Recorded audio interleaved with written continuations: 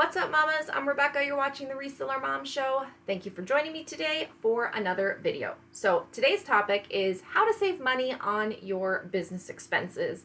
And these are just a couple of ideas. Obviously, everyone has different business expenses and we choose to spend money on different things.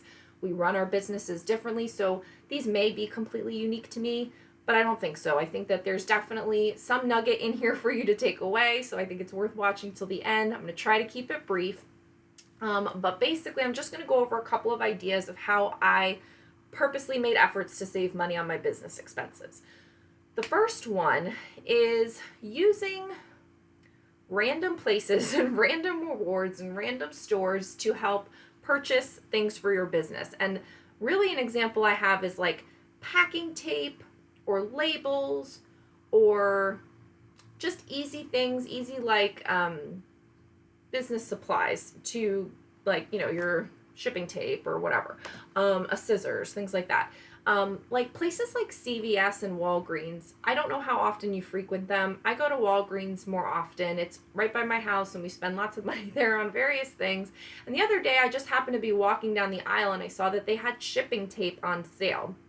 And I knew I had a $5 reward from Walgreens. And I was like, I'm going to get the shipping tape. I'm going to use my $5 reward and the whole thing's going to be free.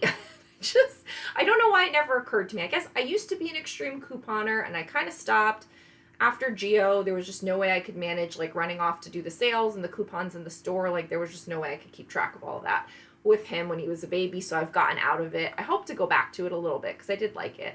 But I used to do the rewards and the flip and all of that stuff at Walgreens and at CVS, extra care bucks, register rewards, all that stuff.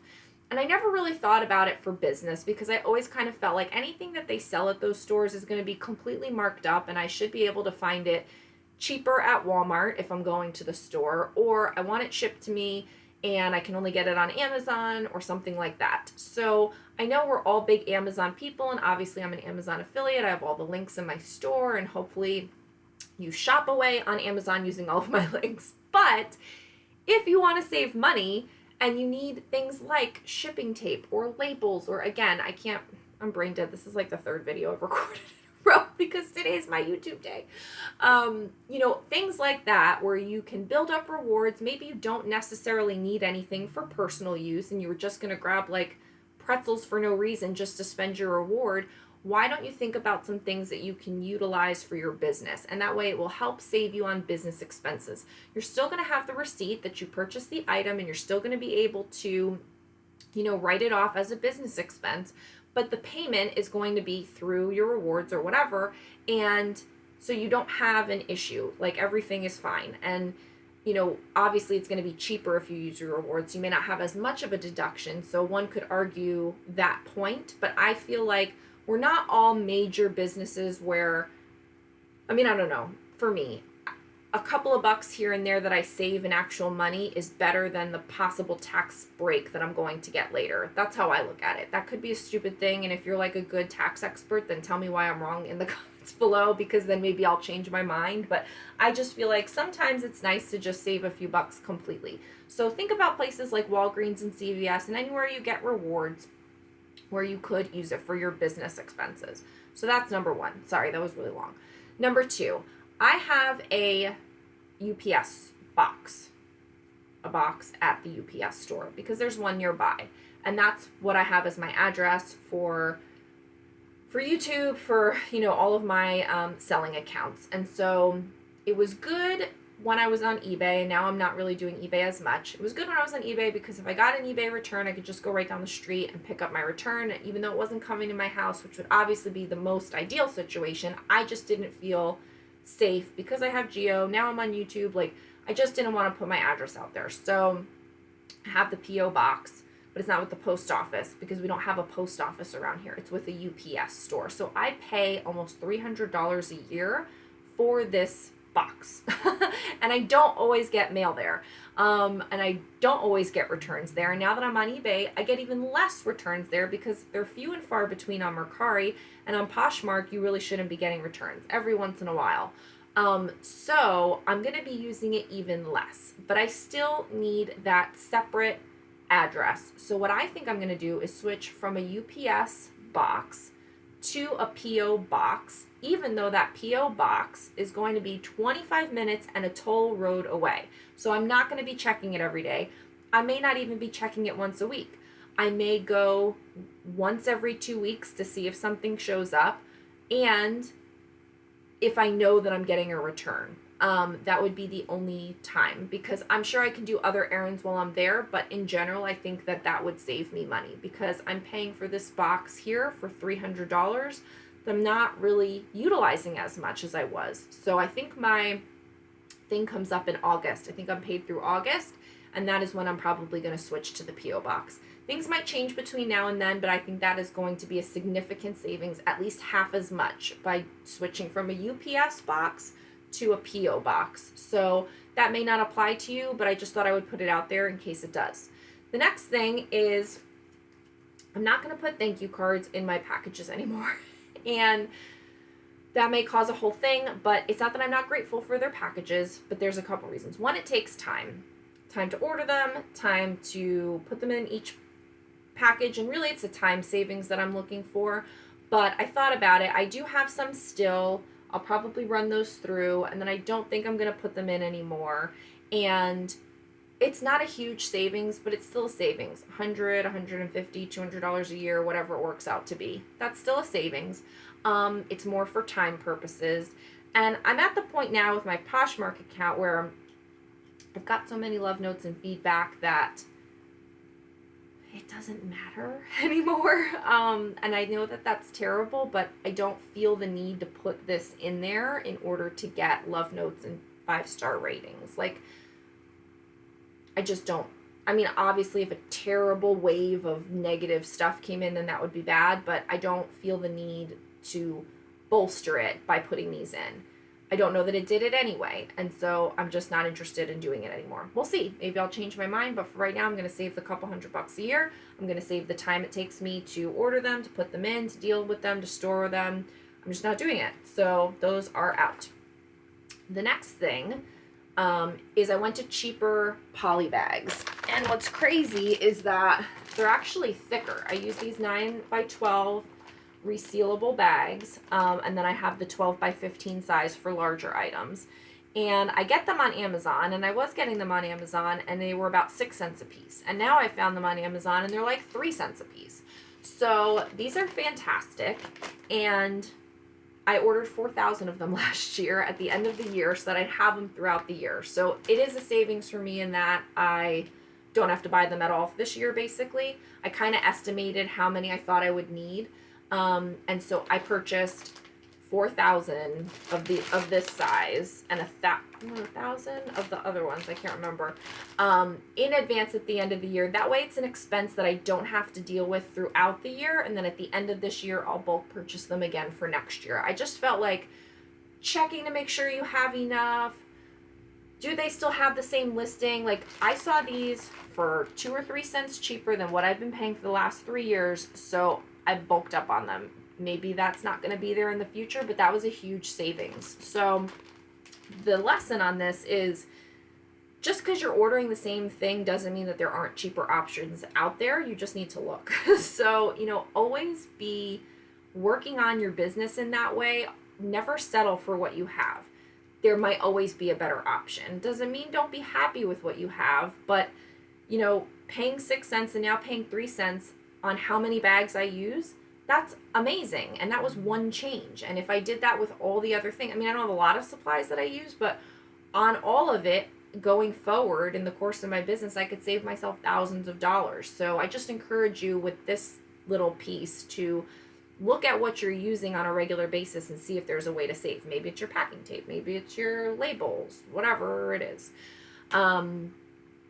Okay, so this I have to show and tell, and you may have seen these in the Etsy shop because I made them and then I put them available for use. But I print a lot and I use a lot of ink, not so much on my labels because now I have the Dymo for that, so that's great. Oh, I should have put that in here, but that's not this year. That's not a change. I already had that. But so I save a lot more on ink, of course, now that I have the Dymo, FYI. But I would print out all of my listing forms, various forms, And I have a whole video on my forms. I have a bundle of my forms on the Etsy store if you want to purchase them, if that's how you work. And that's great. Forms are awesome.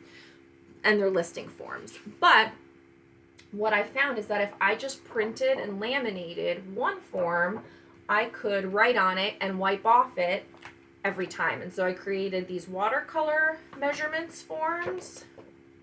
So those are on the Etsy store. I also have a set of like animal print ones, which are cute. And if you have an idea for a background that you want to order, let me know and I'll make some more. I just was like, watercolors kind of in, and then animal prints are kind of in. I didn't know what else to do.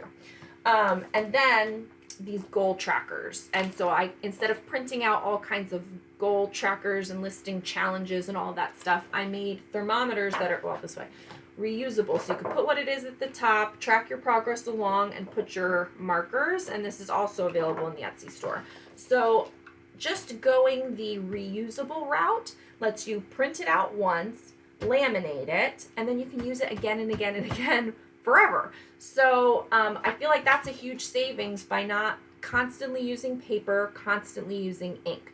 All of those are available as instant download listings in the Etsy store, so please check that out if that's something you're interested in. If you have ideas for another product similar to that, let me know because I'm always open to that.